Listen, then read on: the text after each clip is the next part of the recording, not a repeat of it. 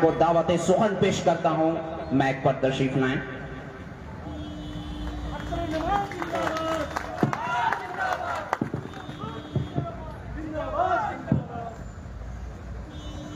लहू को लहू लिखता हूं मैं, पानी नहीं लिखता। लहू को लहू लिखता हूं, पानी मैं नहीं लिखता। महलों में जो नाचती है रानी, मैं उसे नहीं लिखता। मजलिस की सदाकत पे दुनिया करती है नाज, कातिल को लिखता है कातिल, कभी मसीहा नहीं लिखता। जमशेदपुर पश्चिमी हल्के इंतखाब के आज के इंतखाबी जलसे में सदारत कर रहे सदर झारखंड जनाबे भाई साकिर साहब,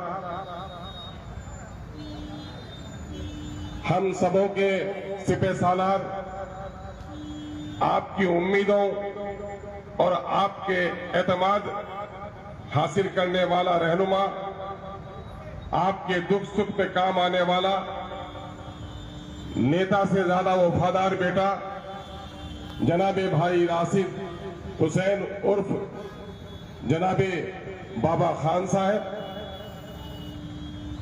हैदराबाद से आए हुए इलेक्शन के इंचार्ज जनाबे भाई मिर्जा रियासुल हसन आफंदी साहब, मुअज़्ज़ज़ रुकन काउंसिल तेलंगाना स्टेट जनाबे भाई इंजीनियर सरफराज आलम साहब, कॉरपोरेटर जनाबे भाई इंजीनियर आफ्ताब अहमद साहब, तासीसी रुकन वो जनरल सेक्रेटरी बिहार, यहां पर मौजूद पार्टी के दीगर जिम्मेदारान, गय्यूर नौजवानों, बुजुर्गों, अजीज और प्यारे बच्चों, मेरे हिंदू मुस्लिम साथियों, मेरी नेक तरीन माओ बहनों और बेटियों और मीडिया के दोस्तों, वक्त काफी हो चुका है। आपने कई सेहर अंगेज और वल्ला अंगेज तकरीरें समाप्त की हैं। मैं इस वक्त आपका पुराना बिहारी भाई इस वक्त आपसे मिलने आया हूं और आपसे फरियाद करने आया हूं कि बिहार के इस खित्ते में जिसमें हमारी और आप में से बेशतर की पैदाइश हुई है, अगर बिहार में मजलिस इत्तेहादुल मुस्लिमीन ने अंगड़ाई ली है तो यकीनन है कि झारखंड में भी उसका हक बनता है कि उसके कदम यहां पर जमाए जाए। और मुझे यकीन ही नहीं है, दिन भर जो खबरें मौसूल हुई हैं, लोगों से जो मुलाकातें हुई हैं और इस वक्त आपके इनकलाबी चेहरों में, आपके आंखों में जो इत्मीनान और पेशानी की लकीरों में जो तमानियत है, वो इस बात की अलामत है कि दुनिया की कोई ताकत जनाबे भाई बाबर खान को अगर खुदा को मंजूर है तो इसकी फतह को कोई नहीं रोक सकता। अकाबी रूह जब पैदा होती है नौजवानों में, उसे मंजिल आती है नजर अपनी आसमानों में। इस वक्त हमारे नौजवानों ने सर पे कफन बांध लिया है और ये तलाश गुमशुदा, वो चीज जो हमारी खो गई है, उसकी तलाश में निकला है। वो चीज क्या थी? मस्जिद के मीनारे टूटे आजादी के वक्त, लेकिन हमने उससे ऊंचे मीनारे बुलंद कर लिए। हमारे मदारिस जला दिए गए, लेकिन हमने यूनिवर्सिटियों की इमारतों को शर्मा देने वाली इमारतें खड़ी कर दी। हमारे खानकाहों को उजाड़ा गया, लेकिन हमने खानकाहों को फिर से आबाद कर दिया। लेकिन आखिर क्या वजह है कि दिल्ली के लाल किला पर बैठने वाली वो कौम आज इतनी दौड़ के साथ जिंदगी जी रही है? लाल किला की फसील की अजमत जिनसे वाबस्ता थी, वो आज खौफ के समंदर में डूब रही है। कुतुब मीनार की बुलंदी जिसके अज़्म और इरादे का पता देती थी, आज वो कौम पाताल की तरफ जा रही है।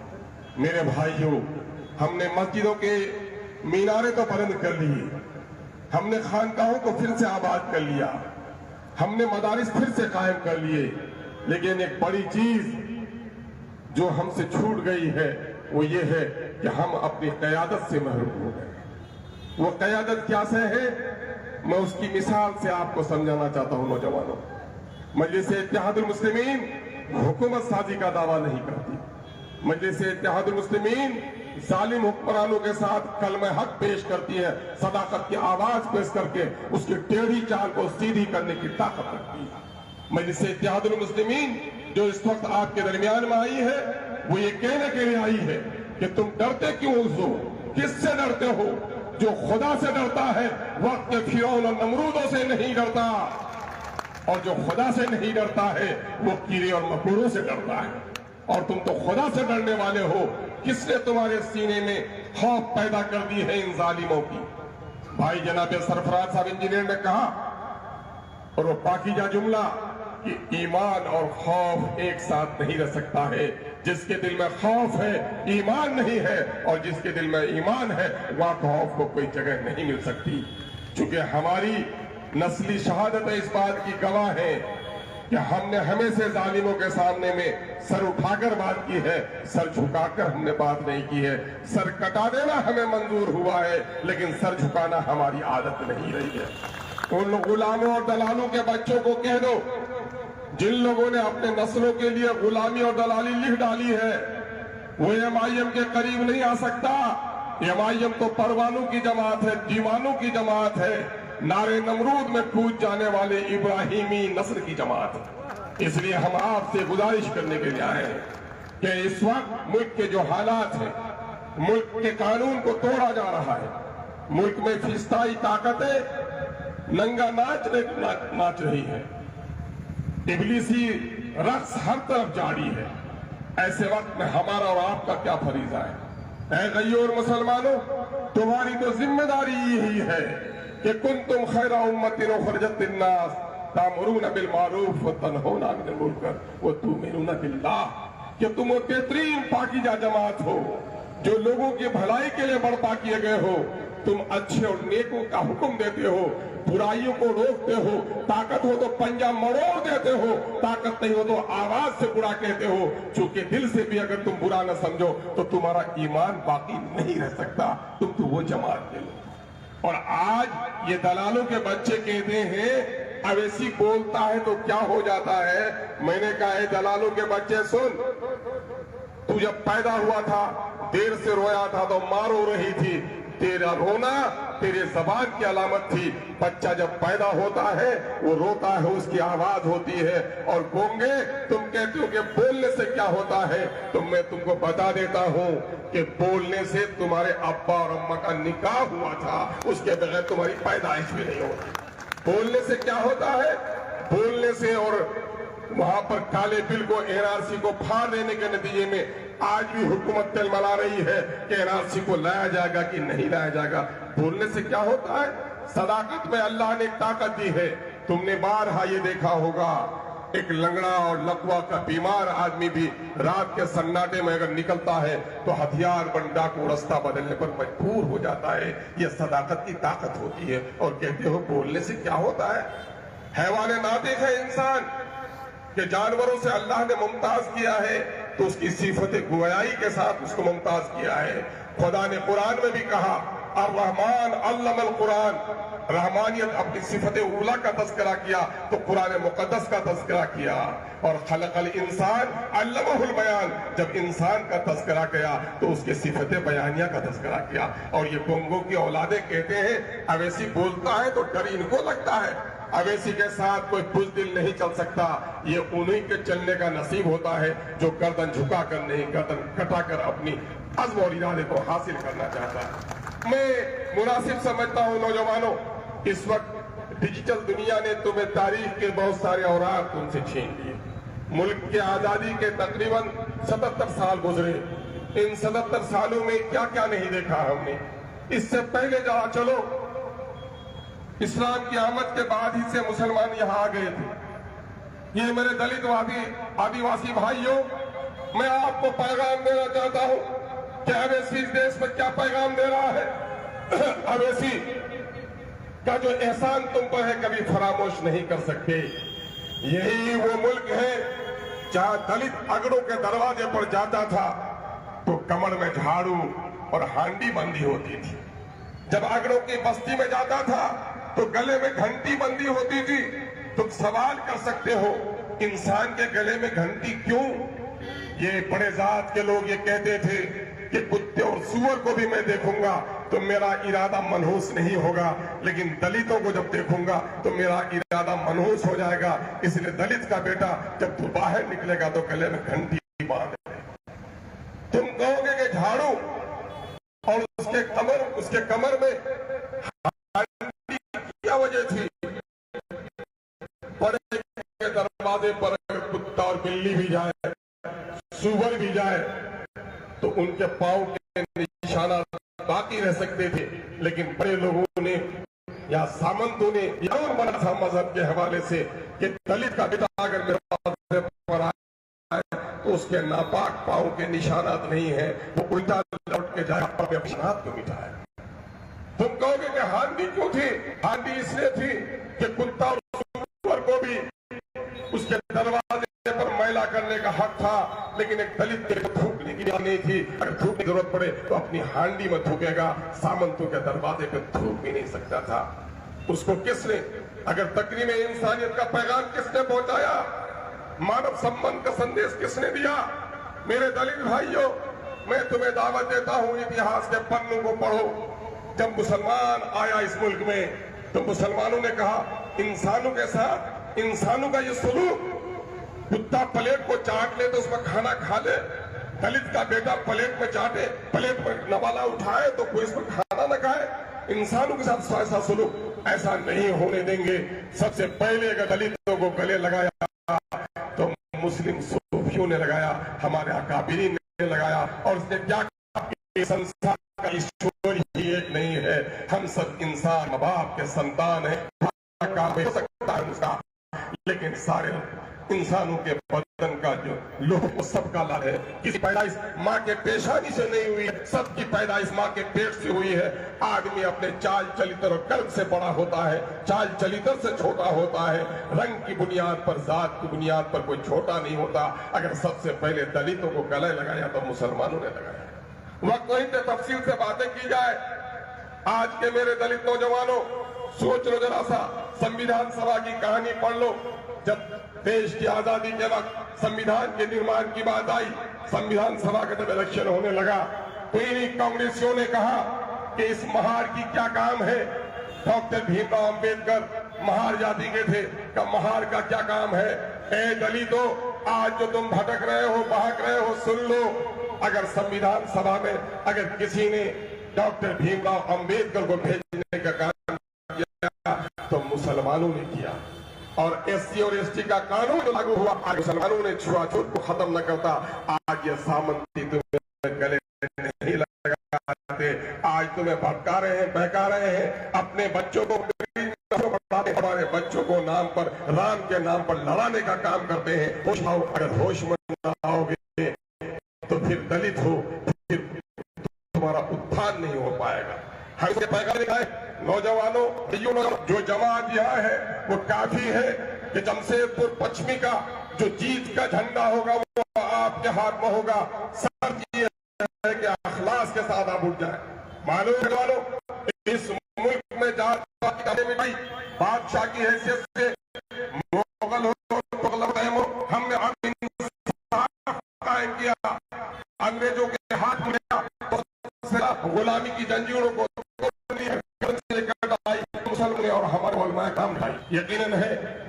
तकरीब इंसानियत का पहलू हो या दूसरा हुक्मरानी का पहलू हो या तीसरा अंग्रेजों के खिलाफ लड़ने का मामला हो, हर जगह तुम्हारा सीना चौड़ा होता है, फख्र से सर ऊंचा हो जाता है कि हमारे असलाफ के कितने पाकिज़ा कारनामे थे। लेकिन आजादी के इन 77 सालों की तारीख को पढ़ो, तुम्हारे साथ क्या कुछ नहीं हुआ। गुजरात का खूनी वाकया तुम्हारे साथ है। माँ के सामने बेटी की आबरू लूटी गई, बाप के सामने में उसकी बेटी को बहाना किया गया, जवान बेटों के सीने पे गोलियां चलाई। ये किसने किया? ये नरेंद्र मोदी के लोगों ने किया। और गुजरात में जो कुछ तुम्हारा किया तुम कभी उसे माफ नहीं कर सकते हो, जवाब देते हो नहीं कर सकते।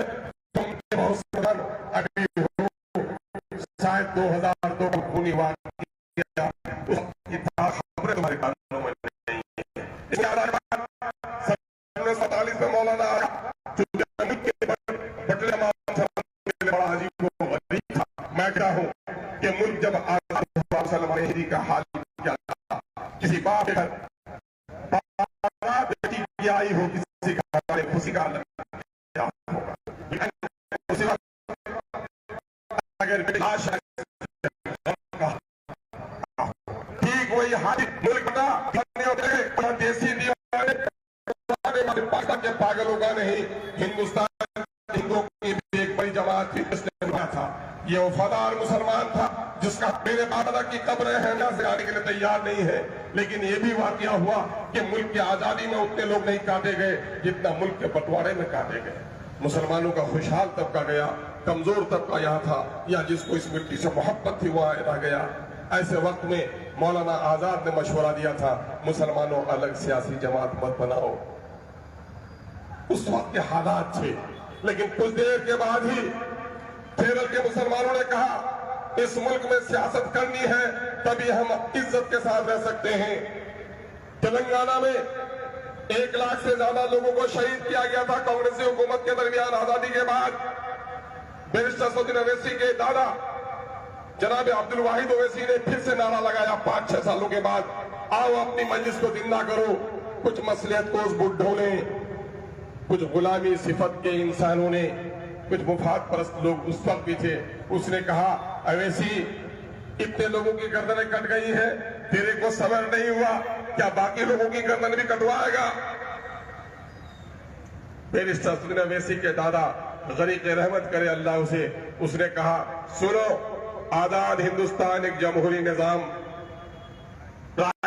आजाद हिंदुस्तान में, इस जमहूरी निजाम में अगर तुमने अपने सियासी झंडे और डर नहीं किए, तुम मसलियत के साथ जिंदगी गुजारना चाहते हो तो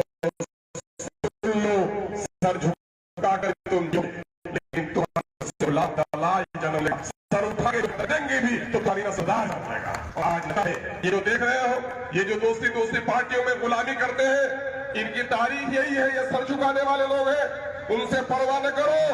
खटमल के डर से, खौफ से घर को लोग जलाया नहीं करते, दलालों के खौफ से कभी लोग जंग हारा नहीं करते। आप अपना बेफिक्र रहो। लोगों क्या हुआ, दोनों जगह पार्टी बनी, ईमानदारी से गवाही दो। केरल का मुसलमान खुशहाल है, या 24% मुसलमान है, या 35% आसाम मुसलमान वो खुशहाल है। बोलो कौन है खुशहाल? केरल बताओ 12% मुसलमान है, तेलंगाना में और 27% मुसलमान है, वेस्ट बंगाल में 20% मुसलमान है, यूपी में 18% मुसलमान बिहार में है, और 15% मुसलमान झारखंड में है। 15% ज्यादा कि 12%? 15%। बताओ तेलंगाना का मुसलमान जिस शान और शौकत के साथ, इज्जत के साथ, हिंदू और मुस्लिम मोहब्बत के साथ जिंदा है, क्या आज 20% का यूपी है, 18% का बिहार है, 15% का झारखंड है? नहीं। तो तलाश करो वजह क्या है। वजह यही है कि और जगह लोगों ने गुलामी की सियासत की है और केरल और तेलंगाना में मुसलमानों ने अपनी आजाद सियासत की है। यही नहीं बल्कि आओ तुम मुड़ के देखो जरा सा कि पहले बिहार में था, लेकिन यहां मरांडी की जगह, किस्कू जगह, पिस्कू जगह, सुरेन जगह, और आज बटे हुए बिहार में आज दलितों को जो इज्जत है, दलितों को जो हिम्मत है, क्या कल के बिहार में था? नहीं था। इस वजह से अभी सियासी जमात बनाई। 90 से पहले भी यादव थे बिहार में, लेकिन अहीर कहलाते थे। सावंतों के दरवाजे पर बैठने की हिम्मत नहीं थी। लालू प्रसाद आए तो यादव आगे आ गए। रामविलास पासवान से पहले पासवानों की अपनी सियासी ताकत नहीं थी। रामविलास पासवान ने अपनी जमात खड़ी की तो पासवानों में खुद एतमादी पैदा हुई कि ऊपर आसमान है, नीचे पासवान। चलो कोयरी कुर्मी की अपनी जमात नहीं थी। नीतीश कुमार आए तो कोयरी कुर्मी को इज्जत मिली। मायावती आई तो दलितों को सम्मान मिला। हिंदू हो या मुसलमान, जिसने अपनी सियासी जमात खड़ी की उस कौम को इज्जत मिली। जिसने हाशिया बर्दारी की गुलामी उसकी नसीब, गुलामी उसका नसीब हुआ। मेरी बातों में सदाकत है तो क्या अपनी जमात होनी चाहिए कि नहीं होनी चाहिए? MIM इसी जमात की आवाज का नाम है। सुनो, एक इंसान का वजन 70 किलो है, 80 किलो है। दोनों जानू उनके काट दिए जाए, 15 किलो 20 किलो तो वजन होगा उसका। आदमी जिंदा रहेगा कि नहीं रहेगा? जिंदा रहेगा, लंगड़ा कहलाएगा। दोनों बाजू काट दिए जाए, उसके वजन कितना होगा? 5-7 किलो होगा, लेकिन लूला कहलाएगा, जिंदा रहेगा। लेकिन गर्दन या सर जिसका वजन सिर्फ 3 से 4 किलो है, वो अगर काट दी जाए तो वो फिर लाश है। यकीन जानो, जिस जिस्म में सर नहीं है वो लाश है, जिस कौम का कोई सरदार नहीं वो भी लाश के मानिंद है। इसलिए हम अपने दस्तो बाजू कटा सकते हैं, लेकिन अपने सर को नहीं झुका सकते। एक और मिसाल नौजवानों सुनो, मामू बहुत अमीर हो, खालू वक्त का वजीर हो, फूफा बड़ा जमींदार हो, तीनों मर जाए, बच्चा यतीम होगा क्या? क्या होगा जमशेदपुर में? क्या होगा? बच्चा यतीम होगा क्या? नहीं। यकीनन है, रिश्तेदार अमीर हो, उनकी मौत से बच्चा यतीम नहीं होता है। बाप बीमार हो, मजदूर हो, ठेला चलाए, बाप जिस दिन मर जाता है बच्चा यतीम हो जाता है। यकीन जानो, बाप के मरने से बच्चा यतीम होता है। जिस कौम का कोई लीडर नहीं, वो कौम भी यतीम होती है। यही वजह है कि आज इस यतीम को जो चाहता है धमका देता है। कोई दाढ़ी नोच देता है, कोई टोपी उछाल देता है, कोई बेटियों को की इज्जत से खिलवाड़ करता है। यही आपका कांग्रेसियों जवाब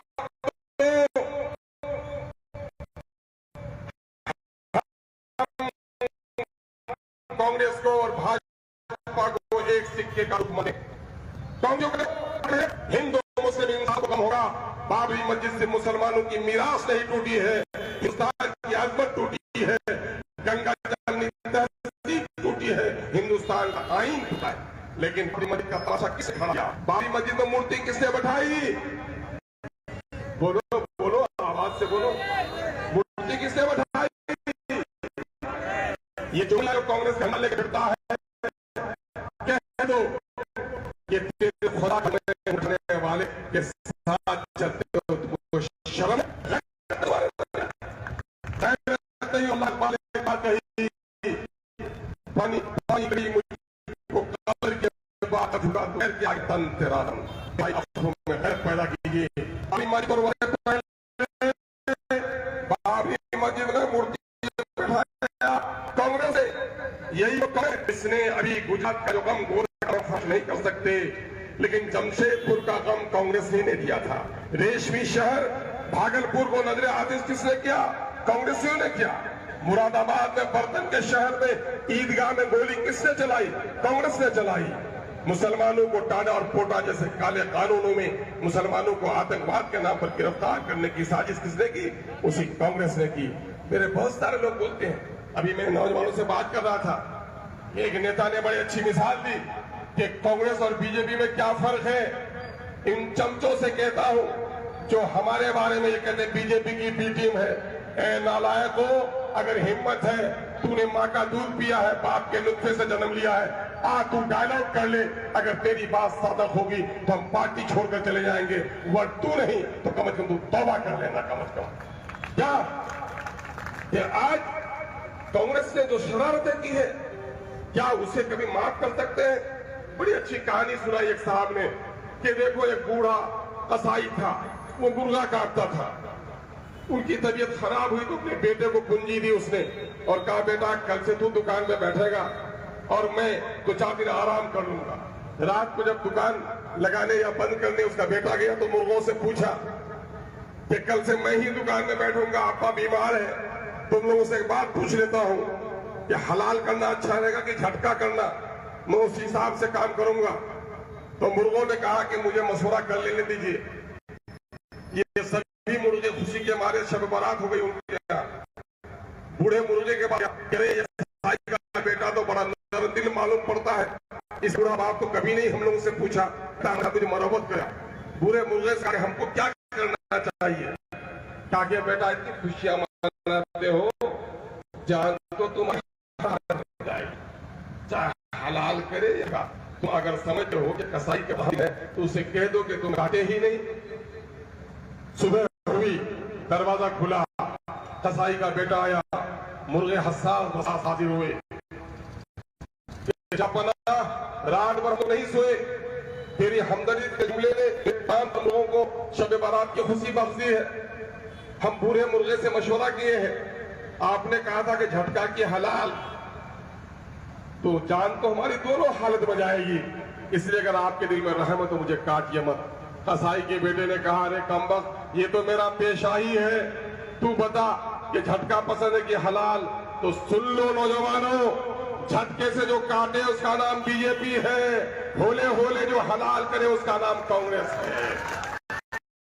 क्या हलाल होने के लिए तैयार हो? अगर तैयार नहीं हो तो गर्दन उठा कर जियो। गर्दन हम कटा सकते हैं, गर्दन हम झुका नहीं सकते हैं। इस मुल्क में सुनो, लोकतंत्र की क्या है परिभाषा? जिसकी जितनी आबादी उसकी उतनी हिस्सेदारी।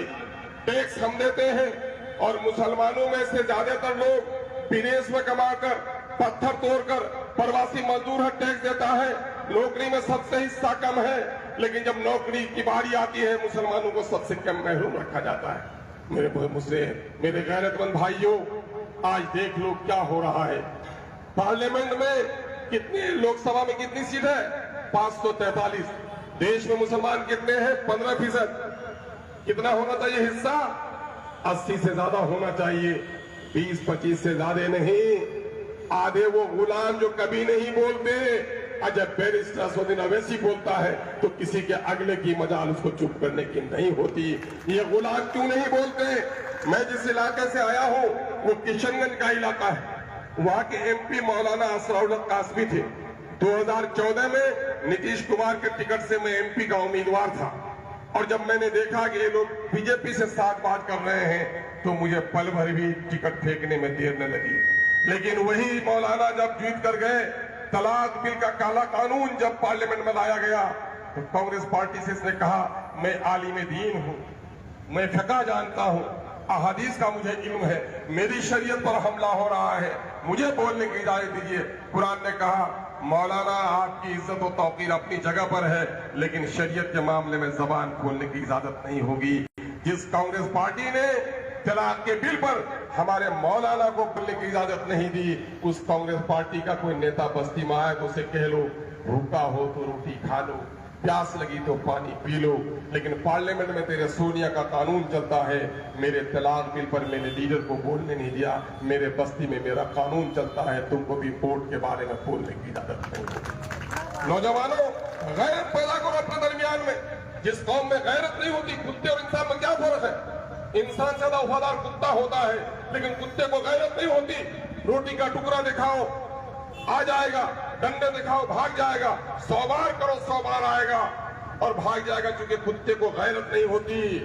लेकिन जो इंसान गैरतमंद है, 3 दिन का भूखा है, उसकी माँ के खिलाफ, उसके बाप के खिलाफ, उसके इज्जत के खिलाफ अगर कोई 2 जुमले बोल दो, वो फाके से मर जाना पसंद करेगा, लेकिन नवाला नहीं उठाएगा। इसका नाम है गैरत। और ये गैरत जिसमें नहीं है, फिर वो कोई इंसान नहीं है। मैं उन बेगैरतों को पैगाम देना चाहता हूं, मेरे भाइयों, भूल कर भटक कर कहां गए हो, आओ अपनी एक जमात खड़ी करो। जरा मुड़ कर तो देखो, बीजेपी मॉब लिंचिंग करती है, मुसलमानों के लाशों पर वो जश्न मनाती है। यशवंत सिन्हा का बेटा, वक्त का वजीर, मुसलमानों के मॉब लिंचिंग करने वालों के गले पर माला डालता है। बताओ ये गुप्ता जी, तुम बताओ, वो दिन रहते हुए ये मुसलमानों से तुमको इतनी नफरत कि जब कोरोना फैलाया तो तुमने मुसलमानों पर इल्जाम धरा, मुसलमानों की दीनी जमातों को तुमने बदनाम किया कि मुसलमानों की तबलीगी जमात और मुस्लिम जमातें कोरोना फैलाती हैं। अगर मेरे चलने से कोरोना फैलता है तो मेरे वोट से भी तुमको कोरोना होगा, तुम मेरे वोट के उम्मीदवार मत बनो। आज देखो कितने लोग मारे गए, एक लंबी लिस्ट है, तकरीबन 52 लोगों की शहादत हुई है मॉब लिंचिंग के जरिए से। आप इनसे जवाब में पूछो कि मुदस्सिर और सरफराज क्यों उठा था?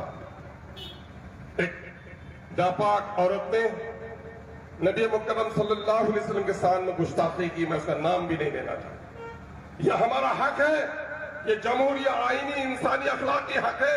हम जुल्म और नाइंसाफी के खिलाफ उठेंगे। जब हमारे लोगों ने मुजाहरा किया, हमारे नौजवानों को मारा गया, और उस वक्त जिन लोगों ने मारा, जो कातिलों को आज तक पता नहीं लगाया गया, कोई जांच कमेटी नहीं बैठी, और उल्टे 10,000 लोगों पर एफआईआर दर्ज कराया गया। शादाब को हजारीबाग में, अख्तर अंसारी को 4 बच्चों का बाप पीट कर मार डाला गया। मौलाना शहाबुद्दीन साहब को किसने मारा? मैं पूछना चाहता हूं सरजू राय से, सरजू राय जी जवाब दो। कब तक तुम लाल डायरी लिखा करते थे रघुवर के बारे में, ये बड़ा करप्ट है, आज कहां खड़े हो गए हो?